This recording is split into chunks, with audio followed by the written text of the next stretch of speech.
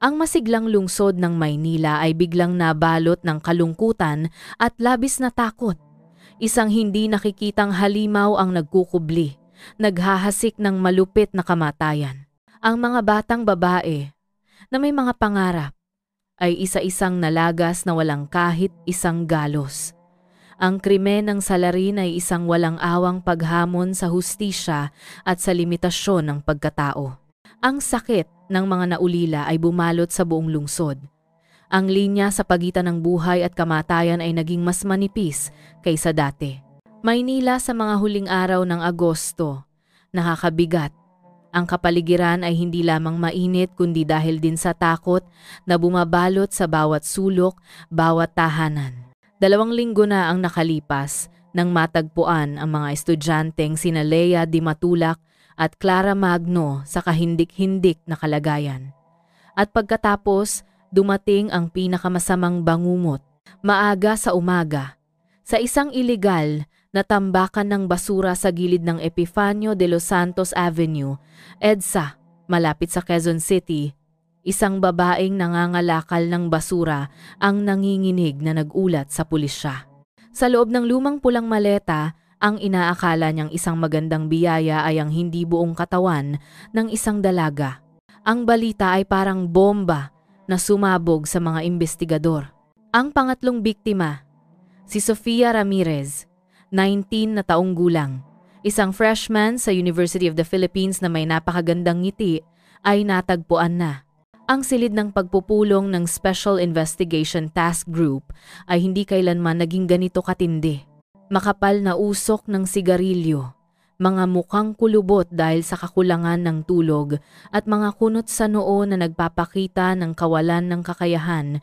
Sa malaking whiteboard, ang mga larawan ng 3 magagandang babae ay nakadikit, parang tahimik na akusasyon.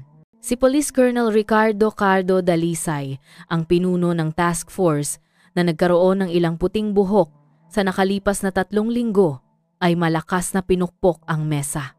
EDSA na naman, gilid na naman ng kalsada. Ngunit sa pagkakataong ito, ang pamamaraan niya ay mas malupit. Hinahamon niya tayo. Hinahamon niya ang buong puwersa. Sa mga naunang kaso, natagpuan ang katawan ni Di Matulak at Magno ng buo kahit may senyales ng panggagahasa. Ngunit kay Ramirez, mas malupit ang salarin, pinutol ang katawan ng biktima. Ito ay isang malinaw na paglala ng kasamaan na nagpapakita na ang psikolohiya ng salarin ay lalong nabaluktot, may sakit at nagtitiwala sa sarili hanggang sa puntong ng pagmamataas. Naniniwala siya na hindi siya mahuhuli at marahil tama siya. Sa loob ng 3 linggo, daan-daang mga detective at investigador ang nagsuyod sa bawat metro ng lupa, nagsuri ng libu-libong oras ng footage ng CCTV at lihim na nag-interview sa daan-daang mga pinaghihinalaan, ngunit ang resulta ay 0 pa rin. Ang salarin ay parang multo, walang iniwan na anumang kapaki-pakinabang na bakas. Walang DNA, walang fingerprint, walang saksi, walang larawang nakuha ng kamera. Pinipili niya ang mga kalsada sa labas ng lungsod, kung saan madilim, may ilang kamera, at kadalasang nagtatapon ng katawan sa madaling araw. Isang oras kung kailan natutulog ang lahat. Ang mga pamamaraan ay napakatuso at tuso na maging ang mga batikang investigador ay nahihirapan. Ang pagkabigo ng mga awtoridad ay nagdulot ng pagkabahala at galit sa publiko. Ang mga social networking site ay pinuno ng mga espekulasyon, mga teorya ng pagsasabwatan at mga pagpuna sa pulisya. Ang presyon mula sa itaas, mula sa publiko at mula sa sakit ng mga pamilya ng mga biktima ay bumagsak sa mga miyembro ng task force. Alam nila na hindi nila kakampi ang oras. Kung hindi nila mahuli ang halimaw na ito sa lalong madaling panahon, maaaring may ika-4, ika-5 pang biktima. Ang buong lungsod ay naghihintay. At sa silid ng pagpupulong na puno ng usok, ang katahimikan ay mas nakakatakot pa kaysa sa mga sigaw. Ang karera laban sa kamatayan ay tunay na nagsimula at sila ay napag-iwanan. Sa gitna ng halos ganap na kawalan ng pag-asa, lumitaw ang isang pag-asa.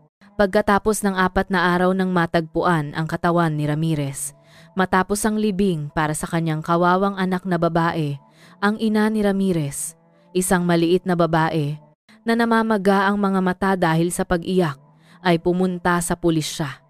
Nanginginig na iniabot niya ang isang lumang cellphone. Ito ang cellphone na ginamit niya dati. Binigyan ko siya ng pera para bumili ng bago ilang buwan na ang nakakaraan. Naiwan ito dito sa bahay. Hindi ko alam kung makakatulong ito. Sa simula, walang umasa ngunit nangyari ang isang himala. Isang eksperto sa cybersecurity, pagkatapos ng maraming oras na pagtatrabaho ang sumigaw, "Nakuha ko! Ang data ay na-sync sa pamamagitan ng cloud account." Anuman ang nasa bagong cellphone na kinuha ng salarin, halos lahat ay na-backup at naroroon sa lumang cellphone na ito. Ang buong silid ay parang nagising. Ang lahat ng atensyon ay nakatuon sa screen ng computer, kung saan ang data mula sa buhay ng isang dalaga ay unti-unting nabubuhay. History ng tawag, contact, larawan, tala at pagkatapos ay isang dating app na tinatawag na Tindera na nagpatigil sa lahat ng huminga. Ito ay isang karaniwang app sa mga kabataan na gumagana batay sa isang random na mekanismo ng pag-swipe para sa pagpapares. Sa inbox ng app, sa gitna ng isang serye ng mga mababaw na pakikipag-usap, namukod tangi ang isang account. Ang username ay Aguila. Ang larawan sa profile ay 4 na portrait ng isang lalaking napakagwapo.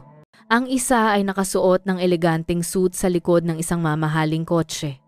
Ang isa ay nakasuot ng sports attire na nagpapakita ng kanyang maskuladong katawan.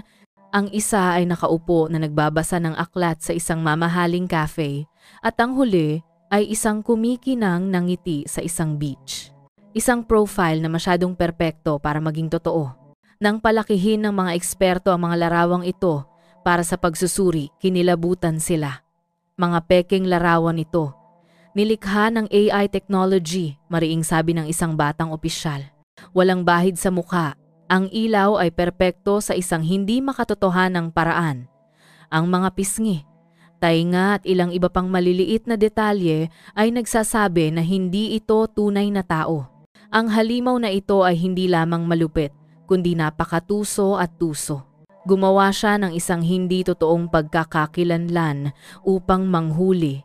Sinusundan ang bakas ng pag-uusap sa pagitan ni Ramirez at Aguila. Ang mga investigador ay parang nagbabasa ng isang malungkot na tala-arawan. Nagsimula ang pag-uusap mahigit 1 buwan na ang nakakaraan. Lumitaw si Aguila na may perpektong pagkatao. Isang estudyante mula sa Estados Unidos na umuwi para sa bakasyon. Anak ng isang mayaman na pamilya ngunit napapagod sa inaayos na buhay, lalo na ang pag-aasawang pangnegosyo na ipinilit ng kanyang mga magulang. Sinabi niya kay Ramirez na siya ay gumagamit ng Tindera upang maghanap ng tunay na pag-ibig, isang babae na hindi nagmamalasakit sa material na bagay upang ipakilala sa kanyang pamilya na nagpapatunay sa kanila na mayroon pa ring tunay na pag-ibig. Ang senaryong ito ay tumama sa romantiko at mapangaraping sikolohiya ng freshman. Magaling niyang ginabayan ang kwento. Sa simula, ito ay mga magaan na tanong, mga nakakatawang biro. Unti-unti, ibinahagi niya ang kanyang mga damdamin ng kalungkutan tungkol sa presyon ng pamilya na gumuhit ng isang imahe ng isang malungkot na prinsipe na nangangailangan ng isang prinsesa upang iligtas siya.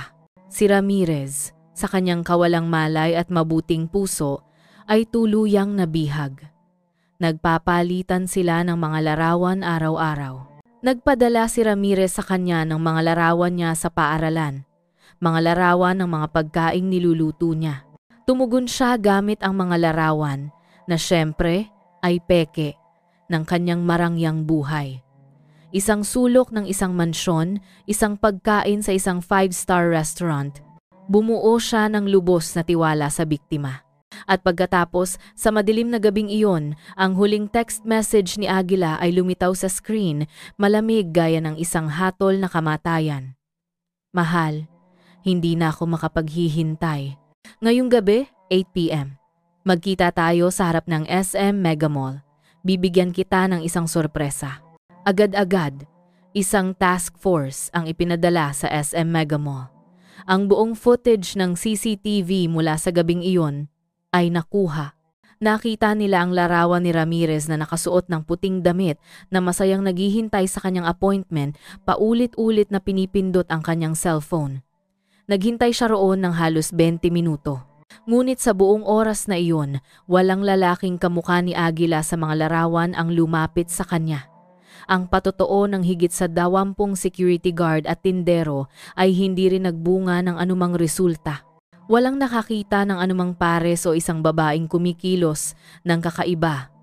Muli, si Aguila ay parang multo. Siya ba ay nandoon o hindi?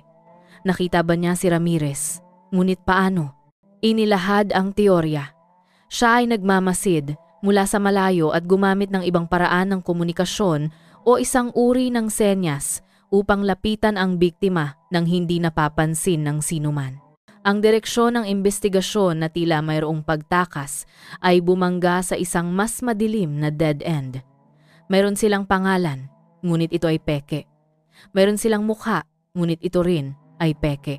At ngayon, hindi na nila maaaring gamitin ang account ni Ramirez upang makipag-ugnayan muli dahil ang mekanismo ng tindera ay hindi nagpapahintulot sa mga user na aktibong maghanap at mag-message sa ibang account. Kapag nag-match ang dalawa, doon pa lamang magsisimula ang pag-uusap. Kinalkulan ng halimaw ang bawat hakbang at siya ay nasa labas, marahil ay naghahanda para sa susunod na biktima. Ang pinto ng pag-asa na kabubukas pa lamang ay agad na isinara. Ang kawalan ng kakayahang makipag-ugnayan kay Aguila sa tindera ay parang alam kung nasaan ang isang mabangis na hayop sa isang siksik na kagubatan. Ngunit hindi ito mahanap. Ngunit para sa mga pulis, ang pagsuko ay wala sa diksyonaryo. Agad na ipinatawag ni Colonel Dalisay ang pinakakilalang cybersecurity team, isang operasyon na hindi pa naganap noon. Ang layunin ay napakalinaw. Gumawa ng mga perpektong pain upang painin si Aguila. Sa loob ng ilang oras, 12 ng mga bagong tindera account ang ginawa. Ang bawat account ay isang pagkatao, isang buhay na ginawa ng may kahusayan. Sila ay mga mapangaraping estudyante ng fine arts, masiglang mga estudyante ng economics, mga simpleng babae mula sa probinsya na umakyat lamang sa Maynila. Ang mga larawan sa profile ay pinili ng maingat mula sa database na tinitiyak ang isang walang muwang at malinis na hitsura, alinsunod sa panlasa na ipinakita ng salarin sa pamamagitan ng 3 biktima. Lumipas ang unang araw sa katahimikan. 12 ng mga espesyal na cellphone, bawat isa ay nakarehistro sa isang account ay patuloy na aktibo. Ang mga daliri ay nag-swipe, naglalike ng libu-libong random na account na may mahinang pag-asa na isa sa mga ito ay ipapareha kay Aguila. Ang pangalawang araw ay wala pa ring nangyayari. Ang pagtitiis ng buong koponan ay sinubok hanggang sa limitasyon, parang naghahanap ng karayom sa dayami. Nakaamoy na kaya siya ng anumang bagay na hindi pangkaraniwan at pansamantalang nanatili sa loob o baka hindi pa lamang nakangiti sa kanila ang swerte. At pagkatapos, sa 2 a.m. ng ikatlong araw, nang ang silid ay puno lamang ng tunog ng mga keyboard at ang ugong ng air conditioner, isang tuyong tunog ang tumunog mula sa isang sulok ng silid. Isang batang opisyal na namumula ang mga mata dahil sa kakulangan ng tulog ang biglang tumayo sa kanyang upuan. Meron na! Meron na! Nag-match ang account na Lily kay Aguila. Ang kapaligiran sa silid ay parang sumabog, nawala ang lahat ng pagod. Nagmadaling lumapit si Colonel Dalisay at tinitigan ang screen. Tama siya. Yun pa rin ang username Aguila, ang 4 na huwad na larawan sa profile na nilikha ng AI. Nakakagat na siya. Ang karakter na Lily ay pinagkatiwala kay Second Lieutenant Nina Manzano, isang batang babaeng detective na napakatalas, matapang at may kakayahang magpanggap. Siya ay 26 na taong gulang lamang na may kaakit-akit na hitsura na napakaangkop para sa papel ng isang senior fashion design student. Isang kagyat na pulong ang ginanap. Nagkasundo ang lahat na ang pag-uusap ay dapat ganap na pagpasyahan ni Manzano o Lily. Ngunit ang bawat text message na ipinadala at natanggap ay masusing susuriin ng isang pangkat ng mga eksperto sa psikolohiya ng kriminal at mga investigador. Sinimulan ni Lily ang pag-uusap nang may pag-iingat. Hindi siya nagmadali. Nag-react lamang siya sa automatikong greeting message ni Aguila. Tumahimik siya ng 1 oras, 2 oras. Ang kanyang pananahimik ay nagpataas ng tensyon sa buong koponan. Nag-iimbestiga siya. Hanggang kinaumagahan pa lamang siya nag-reply, "Hi, ako si Aguila. Ang ganda mo." Si Lily, sa payo ng isang psychologist, ay tumugon ng mahinahon na may kaunting pag-aatubili. "Hi din po. Ako si Lily. Nambola pa po kayo." Ang isang mind game sa screen ng cellphone ay opisyal na nagsimula. Bawat salita ay maingat na sinusukat. Si Aguila, tulad ng inaasahan, ay isang napakatuso na individual. Hindi siya nagmadali. Tinanong niya kay Lily ang tungkol sa kanyang paaralan, pinagmulan, libangan at kaibigan. Sinusuri niya, hinahanap ang mga butas sa kanyang kwento. Ngunit si Lily at ang buong koponan sa likod niya ay naghanda ng isang perpektong senaryo. Si Lily ay isang estudyante ng arkitektura mula sa Baguio na 2 taon pa lamang nag-aaral sa Maynila na nakatira mag-isa. Gumuhit siya ng isang larawan ng isang mabait na babae na medyo malungkot sa gitna ng malaking lungsod na palaging nananabik para sa isang balikat na masasandalan. Upang madagdagan ang kredibilidad, gumawa ang teknikal na koponan ng mga snapshot ng pang-araw-araw na buhay ni Lily. Mga larawan niya na nakaupo sa tabi ng mga fashion design blueprint, isang sulok ng kanyang magulo ngunit kaibig-ibig na kwarto, at nagluluto siya ng kanyang sariling pagkain. Sa tuwing nagtatanong si Aguila, palaging may larawan si Lily upang patunayan ang kanyang sinasabi kaagad. Pagkatapos ng 3 araw ng pag-uusap, nagsimulang magtiwala si Aguila. Nagsimula na siyang sabihin ang parehong lumang kwento tungkol sa kanyang katayuan bilang isang estudyante na nag-aaral sa ibang bansa mula sa isang mayaman na pamilya at ang kalungkutan ng pinipilit ng kanyang pamilya na magpakasal. Gumampan si Lily sa papel na mahusay. Nagpakita siya ng malalim na simpatiya, nakinig at nagbigay ng tamang mga salita ng paghihikayat. Hindi ko akalain na ang isang tao na may ganitong perpektong hitsura ay may maraming ikukwento. Ang pera at katayuan ay kung minsan ay isang pamatok. Isang simple ngunit nagpapatibay na mensahe na tumama sa kanyang pagmamataas at ang pagkahilig niyang gampanan ang papel ng isang biktima. Nagsimula siyang magpadala ng mga huwad pa rin ngunit marangyang larawan, ipinagmamalaki ang kanyang buhay. Hindi nagpakita si Lily ng anumang pagkauhaw sa material. Pinupuri lamang siya ng may kahusayan. Ang ganda po ng bahay ninyo, pero sigurado po ako na nakakalungkot din po ang mag-isa. Patuloy niyang binibigyang diin ang kanyang kalungkutan. Sa ika-6 na araw naramdaman ni Lily na hinug na ang pagkakataon. Ikinuwento niya na sa katapusan ng linggo na ito, kailangan niyang maghanap ng mga dokumento ng disenyo sa isang malaking pamilihan ng tela. Nagbitiw siya ng walang kwentang pangungusap. Sana may isang taong magdadala sa akin sa Maynila. Nawawala kasi ako. Nakakagat na ang isda. Agad na sinunggaban ni Aguila ang pagkakataon. Hayaan mo akong gawin iyon.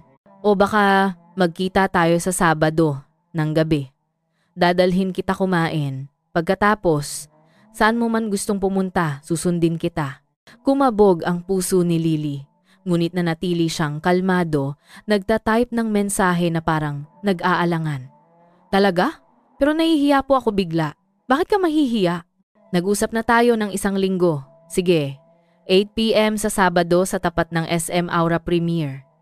Maraming tao doon kaya hindi ka matatakot na masamang tao ako. Sabi niya na may tono ng kumpiyansa na parang nagbibigay ng isang pabor. Pumayag si Lily. Inayos ang pagpupulong at naging matagumpay ang unang hakbang ng operasyon. Ngunit alam ng lahat sa task force na ang pinakamahirap at pinakamanganib na bahagi ay darating pa lamang. Hindi lamang nila kinakaharap ang isang scammer, kundi isang halimaw na nakabalat kayong tao. Isang cold-blooded at malupit na serial killer. Ang kapaligiran sa loob ng Special Command Center ng Task Force ay mas tense kaysa sa mga araw nang natagpuan ang katawan ng mga biktima. Sa malaking screen, isang pulang tuldok, ang tanging lokasyon ni Second Lieutenant Manzano, codename Lily, ay nakatayo sa gitna ng dagat ng mga berdeng tuldok ng mga nakabalat kayong detective. Ang plano ay ipinatupad mula pa noong hapon. Dose-dosenang mga espesyal na puwersa ng pulisya ang naka-station sa mga tagong lokasyon na handang kumilos. Ang pinakamahuhusay na detective ay gumanap ng mga papel mula sa mga naglalako, mga magkasintahang nakaupo sa mga inuman hanggang sa mga driver ng ride-hailing app na naghihintay para sa mga customer. Ang lahat ng pasukan at labasan ng SM Aura Premier ay nasa ilalim ng kontrol. Eksaktong 18 p.m., si Lily, na nakasuot ng mapusyaw na berdeng damit na kalaylay ang buhok, na parang isang estudyanteng puno ng pag-aatubili, ay naroon sa lugar na pagtatagpo. Mabigat ang tibok ng puso niya hindi lamang dahil sa pagkabahala kundi dahil din sa bigat ng gawain.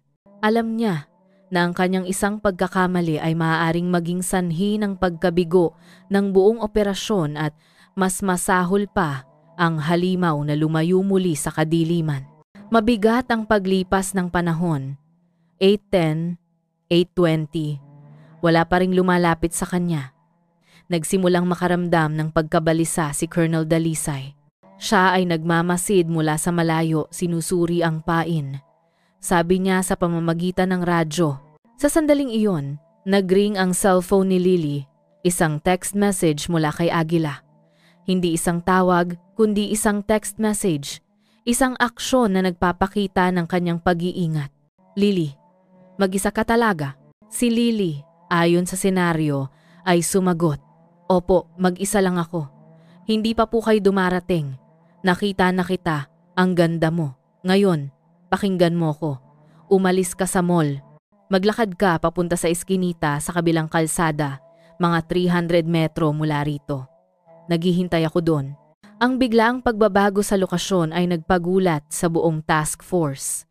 Ang matandang asong lobo na ito ay mas tusong kesa sa inaakala nila. Pumili siya ng isang abalang lugar sa simula upang magmasid na tinitiyak na ang biktima ay mag-isa at pagkatapos ay aakayin sila sa isang disyertong lokasyon na ganap na nasa ilalim ng kanyang kontrol. Kalma lang, sabi ni Colonel Dalisay sa mini earpiece ni Lily. Ilipat agad ang Task Force B, C, kasunod ang paksa na pinapanatili ang ligtas na distansya, kasunod ang mga sasakyan. Huminga ng malalim si Lily. Nag-reply, bakit po doon? Medyo natatakot po ako. Hindi na po ako matatakot pag nakita na po kita. Sundin mo na lang po ang sinasabi ko. Ang mensahe niya ay nagdala ng tono ng utos na hindi mapigilan. Itinago ni Lily ang kanyang cellphone at nagsimulang maglakad. Bawat hakbang niya ay parang naglalakad sa linya sa pagitan ng buhay at kamatayan. Lumitaw sa harap niya ang eskinita. Madilim. Walang ilaw, walang tao. Ang mga pader sa magkabilang panig ay natatakpan ng lumot. Ang amoy ng amag ay tumagos sa kanyang ilong at nakakabigat. Kakapasok niya pa lamang ng eskinita, isang nakasisilaw na sinag ng ilaw mula sa mga headlight ng kotse ang tumama sa kanyang mukha. Isang mamahaling itim na Audi A8 ang dahan-dahang huminto at huminto sa tabi niya. Bumaba ang bintana. Ang taong nakaupo sa driver's seat ay hindi ang perpektong mukha sa larawan, ngunit medyo malinis din. Mga 30 taong gulang, nakasuot ng designer shirt, ngunit sa likod ng kanyang salamin at ngiting parang friendly ay isang malamig na titig, isang titig na kasintalas ng kutsilyo na nagmamasid kay Lily mula ulo hanggang paa na parang sinusuri ang isang bagay.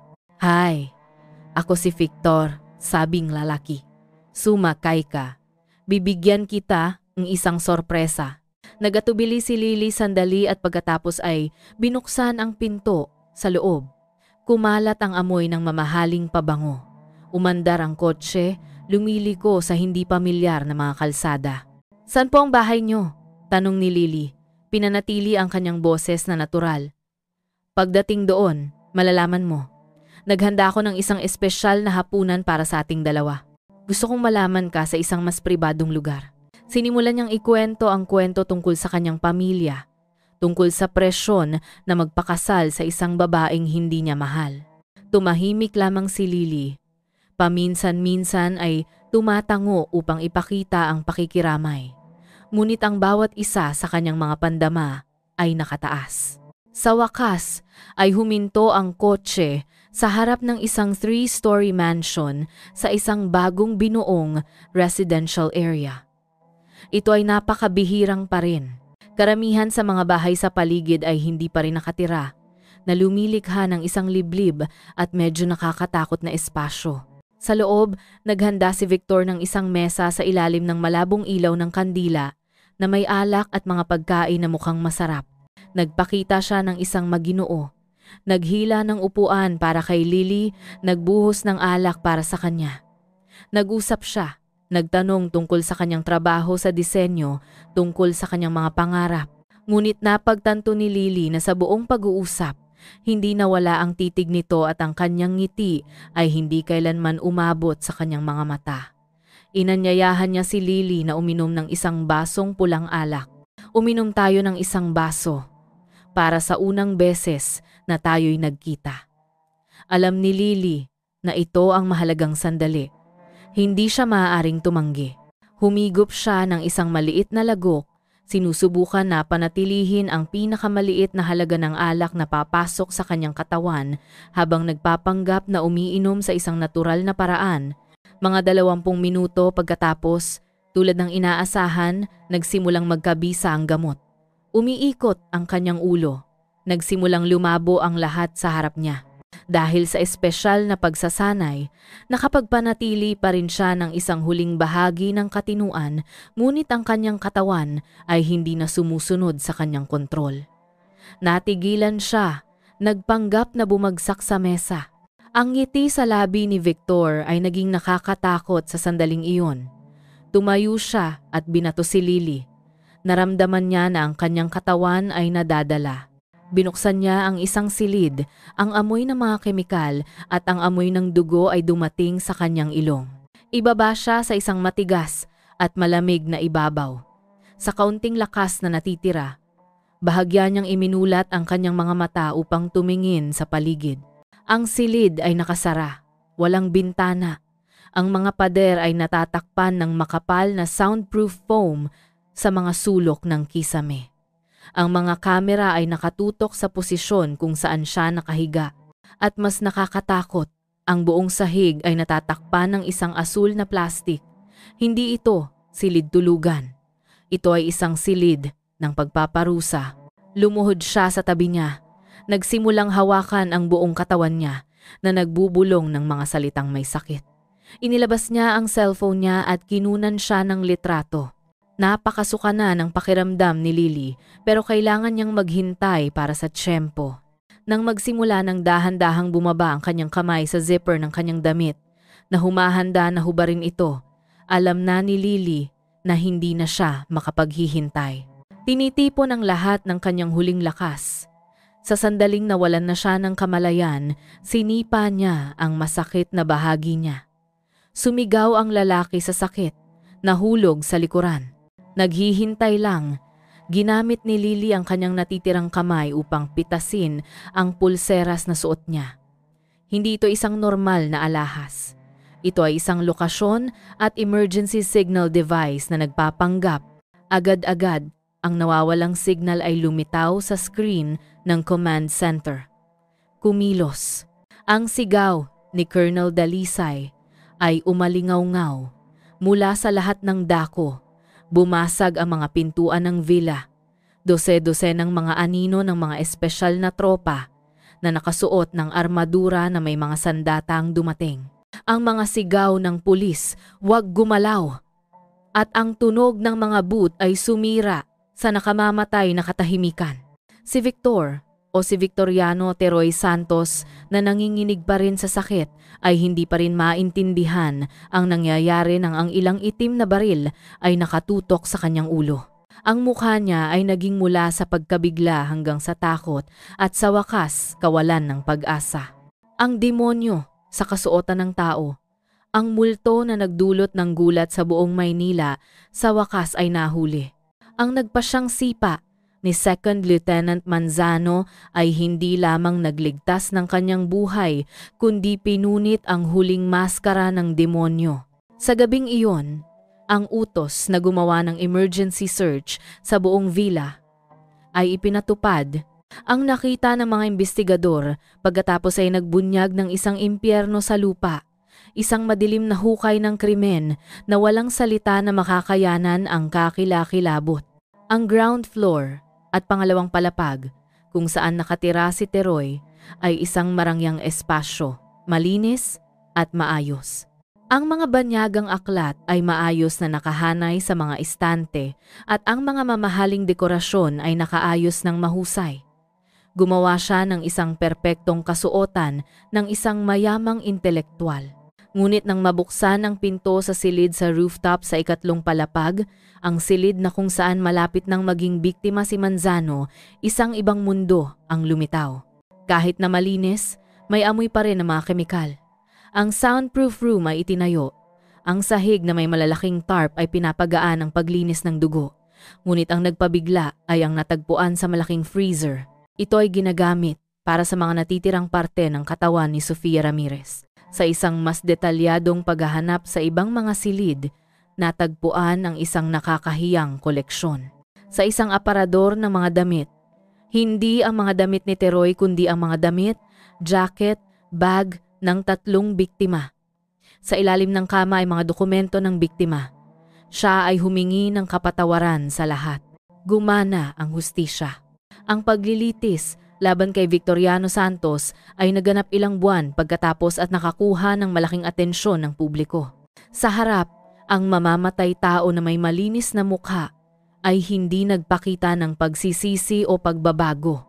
Kalmadong ikinwento niya ang mga malupit na krimen na nagpakagalit sa buong silid ng korte. Ang malungkot na iyak ng mga kamag-anak ng biktima ay hindi nagpaantig sa kanya. Matapos suriin ang buong tala ng kaso, nagpa siya ang hukuman na hatulan si Santos ng pinakamataas na parusa, kamatayan. Ang malupit na hatol ay upang tapusin ang buhay ng isang demonyo at isang mensahe sa mga individual na gustong gumawa ng krimen. Naaabot ang hustisya at ang mga aral ay hindi malilimutan.